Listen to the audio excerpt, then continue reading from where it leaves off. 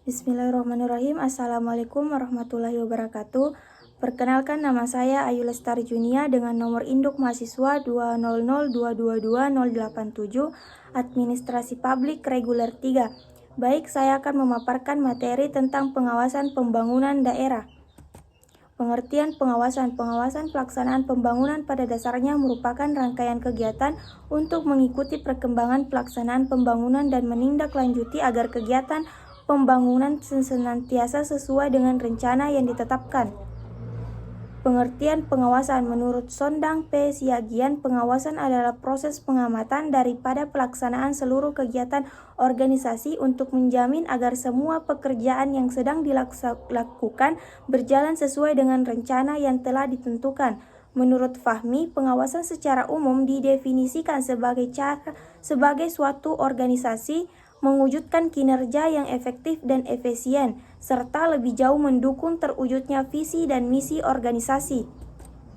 Ruang lingkup pengawasan preventif, pengawasan yang dilakukan pada tahap persiapan dan perencanaan suatu kegiatan. Pengawasan ini bertujuan pada aspek pencegahan dan perbaikan, termasuk pola pengusulan perbaikan atau pembentukan regulasi baru untuk perbaikan.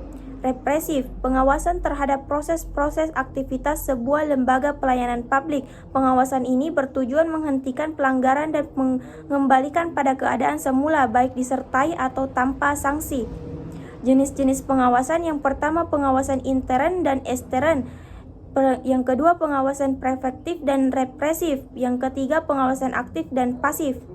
Tujuan pengawasan pembangunan: yang pertama, menjamin ketetapan pelaksanaan tugas sesuai dengan rencana tersebut, kebijaksanaan pemerintah. Dua, melaksanakan koordinasi kegiatan. Yang ketiga, mencegah pemborosan dan penyelewengan. Yang keempat, menjamin terwujudnya kepuasan masyarakat atas barang dan jasa yang dihasilkan.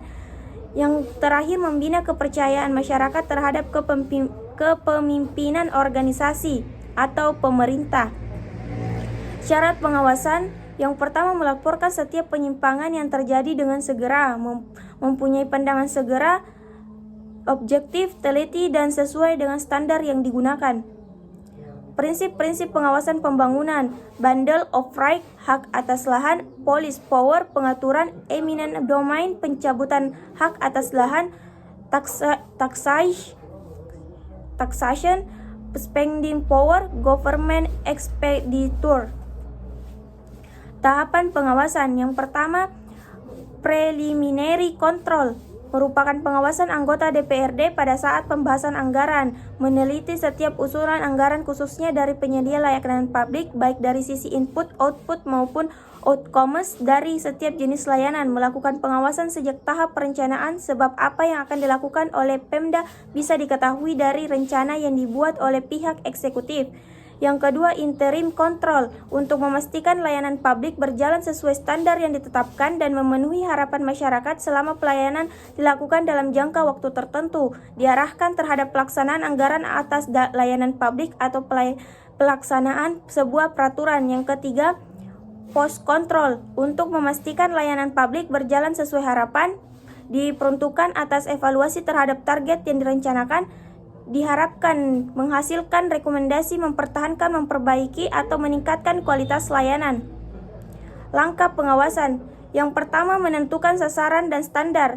DPRD lebih awal menentukan sasaran yang akan dipantau, termasuk pula adanya dokumen atau informasi tentang standar kualitas layanan publik yang diberlakukan selama ini.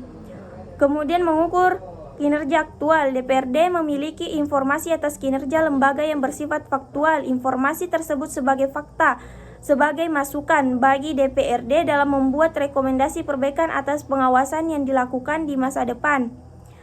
Yang kemudian, hasil, sasaran, dan standar, membandingkan hasil pengawasan dengan sasaran dan standar yang telah ditetapkan untuk memastikan apakah sudah berjalan sesuai yang diharapkan. Yang terakhir, untuk tindakan perbaikan, menjadi bahan evaluasi untuk perbaikan sistem layanan atau peningkatan standar layanan pada lembaga atau pelayanan publik tertentu.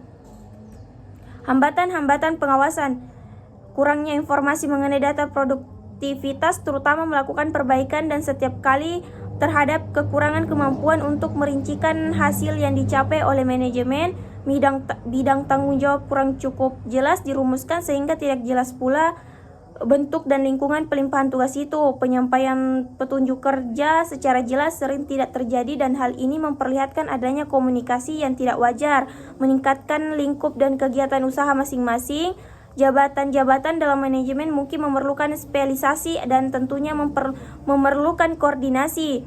Berkembangnya manajemen partisipasi sehingga menghendaki adanya tukar-menukar informasi antara pimpinan dan unsur-unsur manajemen formal dan informal untuk dapat memelihara industrial pitch dan antar perusahaan. Pertumbuhan jaminan komunikasi memerlukan koordinasi secara intern dan antar perusahaan. Cepatnya terjadi perubahan sehingga menghendaki kecepatan adaptasi bagi tenaga baru. Sekian dan terima kasih. Wassalamualaikum warahmatullahi wabarakatuh.